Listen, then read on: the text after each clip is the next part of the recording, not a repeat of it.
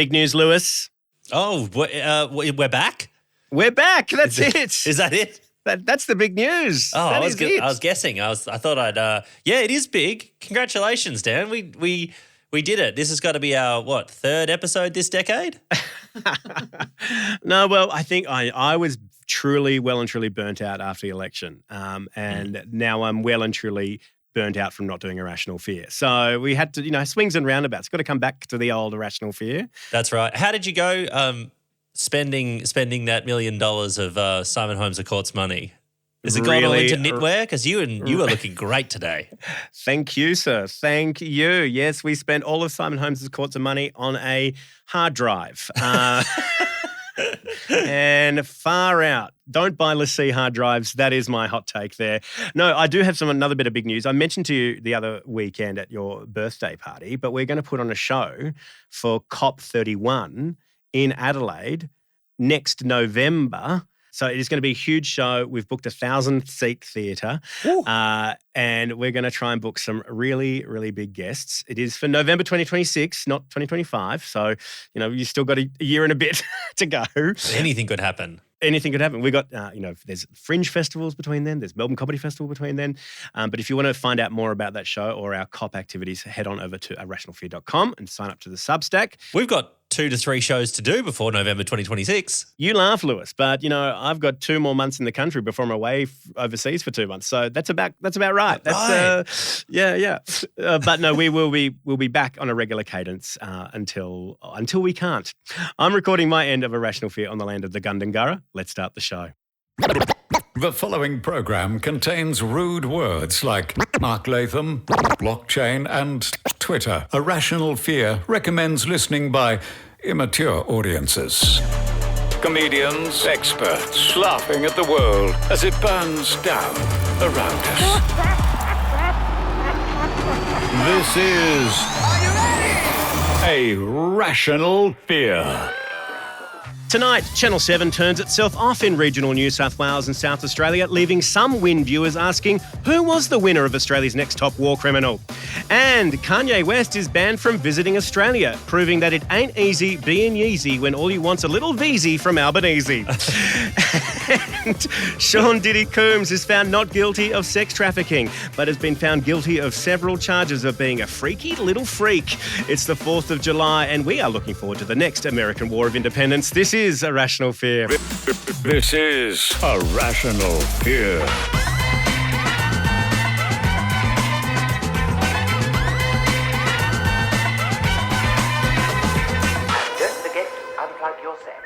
Welcome to Irrational Fear. I'm your guide, former host of Australian Survivor, Dan LaPaglia. And joining Lewis and I this week is someone special. Lewis, it's very exciting. We've found one of our biggest and most ardent fans of Irrational Fear, and we've invited them on for a little special treat to join us on the podcast. It's kind of like Make-A-Wish for people who love podcasts.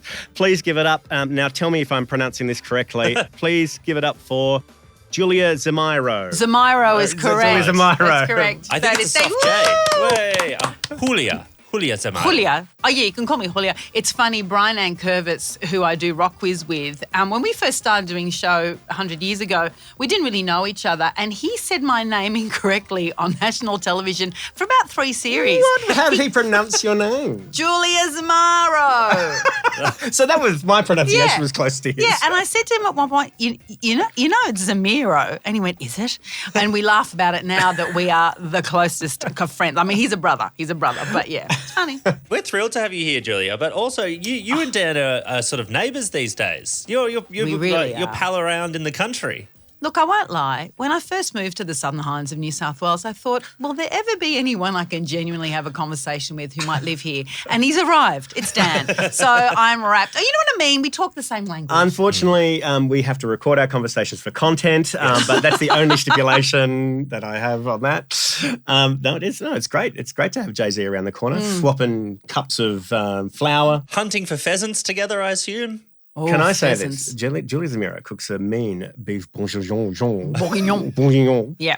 Right. We had them over. We had him and Kate over as soon as we could. We were so excited. And we can't wait to have you and your partner over for some beef Wellington. We are very excited about that. I've found some mushrooms just around the corner. Yeah. Can I just say, when the podcast comes out, it'll be the day after the trial is finished. Well, we've left it too late for our hot takes. But last night, whoever did the catering for the jury had the chance to do the funniest thing ever and just serve up So true. a whole bunch of beef Wellingtons and just have the entire jury just wondering whether or not they should take a bite. It's one of those strange stories where it's like this weird mix of you've got to remember 3 people have died. Yes. And you go, but it was done in such a way that seems to just really shock people, or that it's about is it premeditated, is it not? And it seems weird and funny because it's around beef Wellington, but that's not funny either. But it's like it's such an odd thing that's caught everyone's imagination. Yeah, there's lots of bits, isn't it? There's so many bits in it. The story behind it, but people are fascinated. And again, whenever they make those crime podcasts, oh my God, they're so long. Any bit of thing, it's not that interesting. You're making 20 episodes. You need 4 tops. Yeah. What I've learned is that if you are going to buy a dehydrator, you want to play the long game. You want to buy it like 5 years before you want to kill someone. Otherwise, it looks a little suspicious. That's true. Yeah. That's true. But I mean, I love going to the tip and finding things. Don't you? Yeah. Oh, we bring back more than we deliver. It's an illness. Look, this is... she doesn't like me talking about her on the podcast, but my wife likes to go to a little reclamation centre and see what's around. Of course. And we found some Eames chairs, genuine Eames chairs the other day. And we bought... This is the most Southern Highlands conversation I've ever heard. We were in Berry and we found some real Eames chairs at the Berry Reclamation Centre. I imagine if there was even a scent of an Eames chair in Berry, there would be a full gang fight from all the quaint antique shop owners. Hey, Hobart, let me get back at you. My beautiful friend Alicia, who writes for The Weekly, found some Eames chairs in Warrigal and has been redoing them, and they look incredible. I mean, she put some beautiful time into those chairs. I think they're Eames, one of the fancy ones. And she's got them online, so it's not just us in the Highlands, mate. Eames chairs are far and wide. Wow, it's a recession indicator that everyone's throwing out their Eames chairs for firewood. Wow, firewood. Coming up, we're going to be talking about hurricanes and Justin Hems. But first, here's a message from this week's sponsor. I'm Qantas CEO Vanessa Hudson. I want to let all of our customers know that we're taking the frequent flyers data breach very seriously. We're making it just as hard for hackers to get an upgrade on a flight as a regular bronze level customer with 300,000 points and 150 status points. And if you think just for a second we won't charge a frequent flyer hacker for a meal, we will. And to our regular customers, we want you to know that your personal data is as safe with us as your baggage. Thank you for flying Qantas, because without us, you'd probably have to drive. That was fun. She's done it again. Wow. This week's first fear. Good news for the artist Khaleb Sabsabi and curator Michael D'Agostino. Creative Australia has gone back on their decision to revoke their commission to build work for the 2026 Venice Biennale. Now, if you're not familiar with the Venice Biennale, it's like the Coachella of incomprehensible art. And earlier this year, the Lebanese-Australian artist was dropped for representing Australia there, not for what he had planned to put in it, but for works he'd done in 2006 referencing 9/11, which is a ridiculous standard. I mean, I don't know about you, but if I had to have all of my future employees check what jokes I made about 9/11 in 2006, I'd either just jump straight to Centrelink or get a job as a member of the Saudi royal family, because there's a lot in the back catalogue, guys. There's a lot in the back catalogue. There's a lot in the front catalogue. Yeah. There's yet to come. Yeah, yet to come. Please don't listen to this podcast, future employers. But Fearmongers, this opens up a larger question about art. Should art say something or just look pretty enough to decorate a beachside Airbnb? Yeah. Well, of course it should say something. There's two sides. I obviously a big fan of the Biennale. Can I just get that out there straight up? I'm a big Biennale head. I'm one of the big Biennale guys. But the year it's not on. How many times do you go? How many times a year do you get to the Biennale? We're honestly, Dad, in the off years, I weep. I weep all year, just going, bring me my Biennale. Why can't it be an annuale?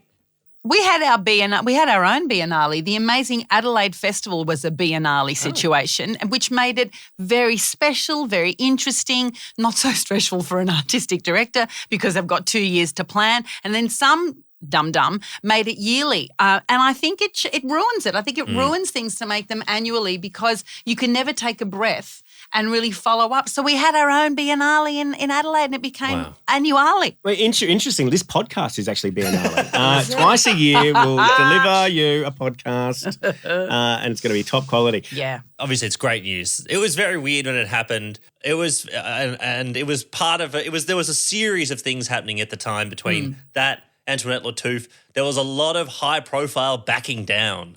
And it's nice to see people backing down from their backing down. Yeah. No, absolutely. I remember when it happened and I, as someone who has Tony Burke's phone number, I was like, do I text Tony Burke and say, what the fuck? I know. Like, it's such a weird thing to kind of happen. It's like, no, you got to be backing these artists at this point in time. What are you even doing? Well, I think Tony Burke just likes to back rock and roll artists. He used to be at Rock Quiz at the SB for lots and lots of tapings. He came several times, which is exciting, But you thought, he actually does care, but maybe he's just like, we need to send Barnsey to the Biennale. Yeah, that's right. It's like, give it a beat. I agree because Tony Burke's quite tall. So Tony Burke and I and who's the red wiggle? Murray. Me, Tony Burke and Murray used to find ourselves at gigs together and there would be the three of us kind of triangulating across the rest of the venue. So I'd nod at Tony Burke would nod at Murray would nod at me and then we'd get back to the show. And each of you from a different generation fending off different demographics of fans. Yes. Just like... But it's interesting, isn't it, how they're the back down of the back down. Gee, there's a lot of apologising going on. So Creative Australia's apologised, the APC's apologised, well, sort of, to Antoinette, and it's a nice time to be alive to see a bit of apologising and a bit of taking responsibility. And I hope they knock the socks off the Biennale. Oh yeah. Bloody come on, Australia, number one. We got to get behind them. We got to start treating it more like football. We got to be talking, who's the competition? What's Germany up to? What's Austria up to? What are they putting up? Well, what would really probably spike the general public's interest in the Biennale is like some decent Harvey Norman sponsorship, The Venice Biennale, sponsored by Harvey Norman. Get your big flat screen TV. Get some art on the TV. But then again, obviously art should say something. Very excited that we're sending over somebody with such a strong message. On the other hand, Ken Doan's always around. They say a lot about Ken Doan, but I mean, he was special in his own way in what he did, and I think, yes, you're right. You could say he was safe. He's still alive. Yeah, I know. That's what I mean. He's doing. I agree. That's what I mean. You could say he was sort of one of the more earlier commercial ones because you could get a coaster, you get a drink coaster with Ken, you could get a bag, you could get a tea towel, you could get, but. I think he's a good guy. No, I think he's a good guy too. Do you know the Incognito Art Festival, which was recently on in Sydney? A whole bunch of people, celebrity artists, they go and they make like art and they put it on the wall, and then general public also enter as well. Oh, that'd be terrible. So you kind of got your chances of picking up an artwork from Ken Doan or like Ben Quilty or Vincent Emagira are quite high. Laura Jones, tons of great artists put in pictures, and I put in 3. Did you? Well, anyone can submit, and I made them look just like Ken Doan. And on the back, you can give the little message to the person who bought it. And I was like, sorry, I was just imitating Ken Doan. I call this Ken Dan. And they all sold. All of mine sold on the first day. So look.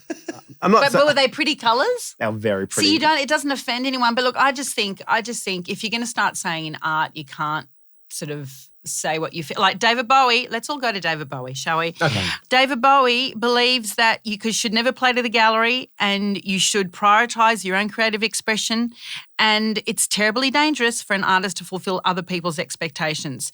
So, authenticity. Don't be there's the danger in conformity. Bloody got to say what you're going to say. David Bowie's never tried to get a TV show commissioned in Australia, clearly. Goodness gracious. Well, also, he knew more about Indigenous culture and what was going on here than journalists who interviewed him and said, why are you filming here? Why are you filming Let's Dance, the film clip here? Why have you got the dancers in the middle of, Parramatta Road on the way up Broadway there? I mean, it was embarrassing, really, how little we could engage with that and how David was kind of all over it, really. I think for an artist like David to do that back in the 80s, yep, that's like he can see something that Australians can't because we're like deep in our own. I think the 80s was peak Kendone? Peak Kendone, like peak white Australia colonial culture. Like I think it really peaked. And we kind of had this manifestation of our identity that didn't really involve Indigenous people at all. And I think that was a really great example of someone from outside of Australia truly finding what was unique about Australia and showcasing it to the world. And it was a huge album and a great tour. Welcome back to the Venice Biennale retrospective. We're here sitting on our Eames chairs discussing the Biennale. Welcome to Irrational Fear. It was a comedy show once. Sponsored by Qantas. People say I've changed since I moved to the Highlands. I don't think so. No. So let me ask you this. What do you have in your past that would get you cancelled by Creative Australia? Lewis? Well, I mean, look, if being against the Iraq War is enough, then there's not a lot of fucking artists left. Like, which artists were pro-Iraq War? I know. I think the sculptor Dick Cheney was probably one of the few artists. The watercolorist George Bush. I'm not really sure who's left if being against the Iraq War is a mark against your Creative Australia funding. I was supposed to do one of those weeks on the ABC that Antoinette did. Really? Oh. Right. Yeah, Steve Ahern asked me to do it and I said yes. And then you know why I said no? Because it's supposed to be a fun month of just chatting and, as Antoinette's often said, it's just playing music and asking, what do you do in your holidays? And, it's babysitting. Babysitting. Over the summer, yeah. I could not fake when it would come to the weather going, oh, my God, it's going to be 45 degrees out there. Nuts. Where do you keep warm? How do you keep cool on a really hot summer's day? Are you putting a face washer in the freezer and freezing it up? Call in and tell us how you keep cool because I'd just be going, climate change. And I'd get cancelled for maybe not. I probably wouldn't have. But I did once tweet. Is a tweet an artwork? Yeah, I guess so. I once tweeted, on this final day of 2021, I pledge to do whatever I can to vote this New South Wales state and federal government out. I'm not sure what the alternatives will be, but I will not reward Scott Morrison and Dominic Perrottet and their ilk with another go at it. And Managing Director David Anderson had to go into Parliament because it made Hansard that I was working for the ABC, but he said, I'm not a journalist. I really am not. So she's not reporting on politics at any particular point in time. She has a factual entertainment program and espousing her own views. Wow. So I almost got cancelled for that. But that show he talks about, my factual entertainment program, one of the episodes of Julia Zemiro's Home Delivery we did was on Ida Buttrose before she was at the ABC. She was still slumming it on what was that show called? The Circle? The Morning It Chat? was called Studio The Coffee 10. Cup, the Studio 10. And I will say it was not an easy episode to film. She was tricky. Really? I did so much work for it, and because I, respected the, editor she'd been or whatever. And the oeuvre. And she didn't give much. And I think she's a guy's girl. I don't think she likes hanging out with women much. I think I get the impression she locked into her brand early and doesn't want to deviate from that, and any kind of vulnerability is a weakness for her. And in that world and in that time maybe. But yeah, it was interesting. Anyway, you see her smiling in the episode. She must have been enjoying it at some point. But anyway, but I could have so I've made Hansard, so that could be cancelling. That's pretty good. Maybe. That's really good. Yeah. That's really that or the good. barbecue movie, which I really regret making, but that's another story. I don't think I've ever made the Hansard when I was at the ABC. Obviously made the Australian a bunch, but that just means you're doing a good job. Yeah. I mean, I've made this. There's so many. If we could do a whole episode of the podcast of things I could get cancelled for, and we? that will be on the Patreon. So yes, Irrational Fear is brought to you by its Patreon supporters. For as little as the price of a cup of coffee, you can get this podcast ad-free, exclusive content, discounts on live tickets, and access to the Discord chat server. Chip in at patreon.com/irrationalfear. Or else. this week's second fear. Now, this is the most Sydney of all stories. Justin Hems's Merivale empire has had the 60 Minutes Fairfax treatment with over 24 stories about shenanigans about the hospitality giant, covering sexual harassment, exploitation of migrant workers, underpayment of staff, criminal underworld figures, and Liberal Party fundraisers. It's a huge expose that they pretty much covered everything except the price of the bread at Totti's, which is $20 for what is a fucking naan. Anyway, now senior Liberal Party figures are doing their best to distance themselves from Hen, saying it's deeply troubling. So Fearmongers, are we at all surprised that a Liberal Party donor is big on worker exploitation? Yeah, I know. I can't believe the Liberal Party are distancing themselves from it. They've just been like, thank God, one of ours. So finally, someone's speaking up for capital here. What are they distancing themselves from? They're like, sexual harassment, tick, huge fans. We do that. I know. Big on the Liberal Party. We do Very that. on brand. Where we underpay our workers. That's the dream Tick. of all the Liberal Party. That's their number one goal. I can't believe that these cowards are distancing themselves from somebody who dares to live the Liberal Party values. Maybe it's deeply troubling because they held 2 fundraisers for Prime Ministers recently. They held one for Turnbull, and that was $10,000 a seat. And this is a deeply troubling part. The Scott Morrison one was $13,000 a seat. How is Scott Morrison worth paying $3,000 more to hang out with than Malcolm Turnbull? Plus, but then also Dutton had the private one at Justin Hems's house. That was the one that he missed the During the last cyclone. for. Hems is moving to Melbourne. They're going to take over the car park behind Spleen Bar and turn it into a mega venue. Do you know that car park, Lewis? I like do. between Spleen and the Australia Club there? Yeah. I've done comedies at Spleen. I've been to the Spleen comedy a few times. What do you reckon, Lewis? Is Melbourne ready for the Merivale treatment, the Justin Hems treatment? Finally, I'm saying, Dan, finally a half-decent place to eat and drink in this town. Just in time. That's what I think we should call it. Bring it in. Bring in the Hems treatment. Thank God. Thank God. I mean, what is so funny about Justin Hems is like he bought a whole bunch of city buildings in George Street just so he could make laneways, so he could put restaurants in those laneways in Sydney. But now he's doing the same thing in Melbourne. Well, if only there were laneways in Melbourne. Ever since Melbourne lost George Columbaris, we have not had a disgraced restaurateur around. You know? Oh, bless. I think it's great. I think finally I'm thrilled. I can't wait to see what beautiful place they turn into a new McDonald's to buy an overpriced Chardonnay.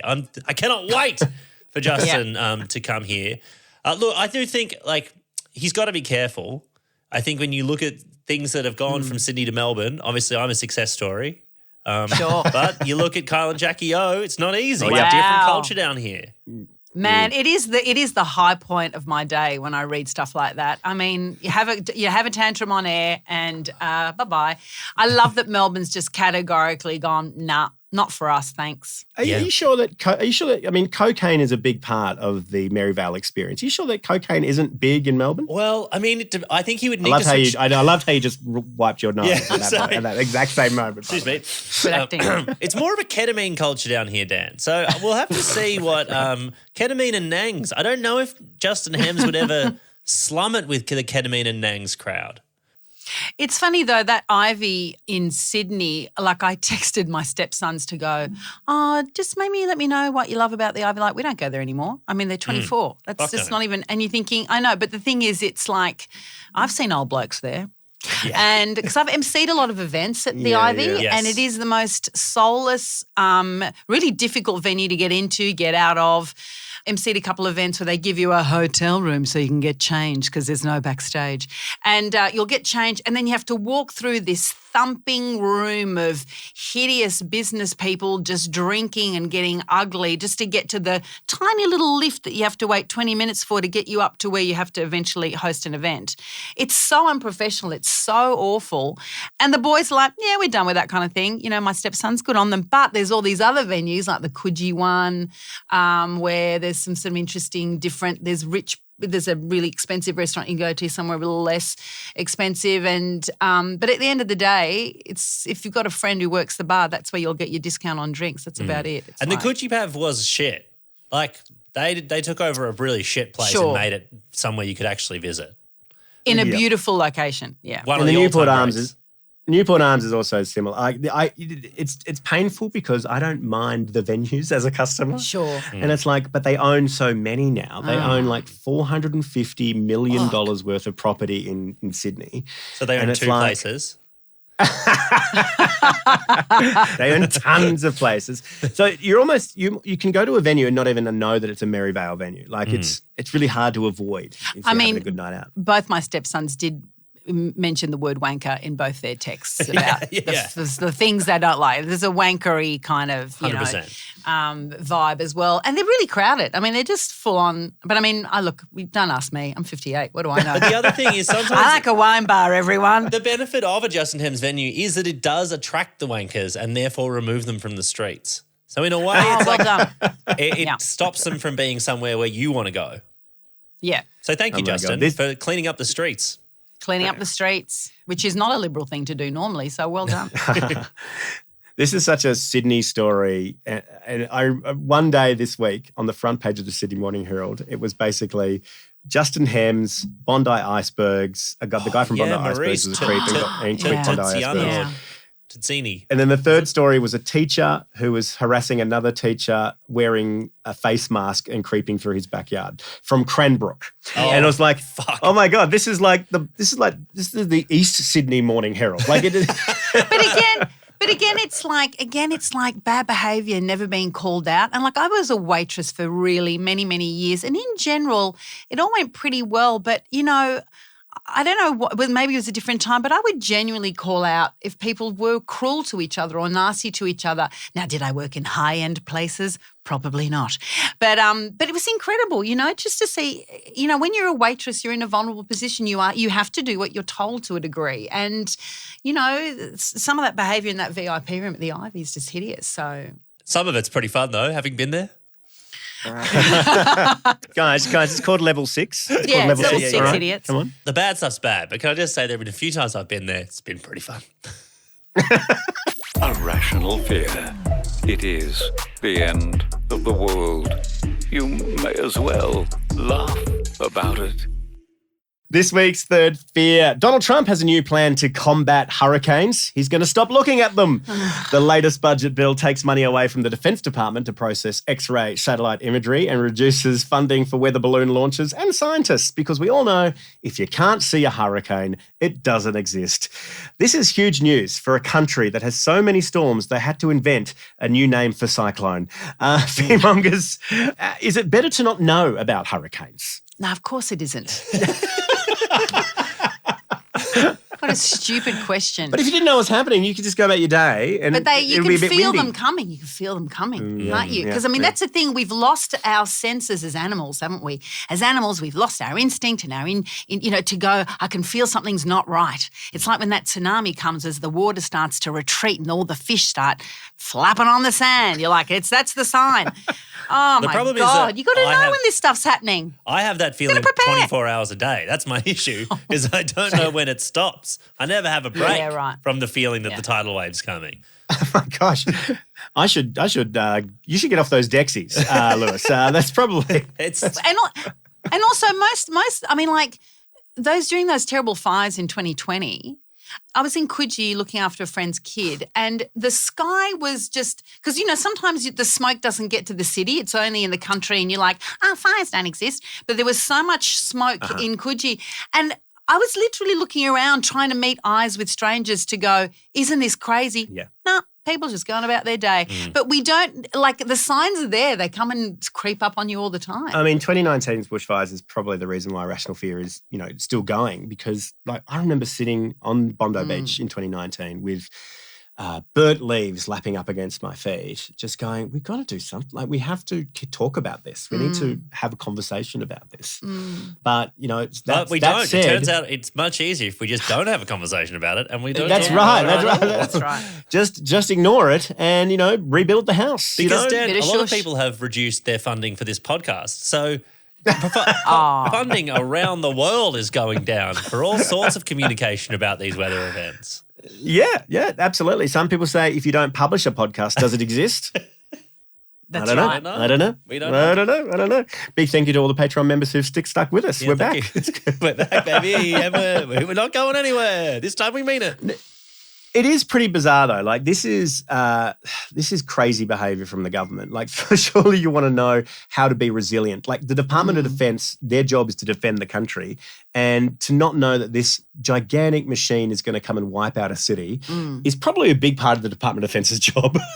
It could be, couldn't it? Yeah, no, it totally is. Yeah. And I always feel like when they say we need to get the soldiers involved in cleaning up, you just all feel like they're a bit grumpy about it. It's like, do we have to do cleaning up? And you're like, okay, maybe you could just turn that frown upside down and go in there and give a little bit of positive help to people who need you. Bit of heave Oh, you got nothing else to do. I'm told that there is some great funding for hurricanes in Israel, though. They have a great hurricane detection system. All the American money's going over there. So should a hurricane come across Tel Aviv, they'll know. They'll know. They'll know about it. They'll know about it. If you guys had a magic wand, what major climate event would you prefer to be surprised by? Which climate event would you like to sneak up on you and say, boom?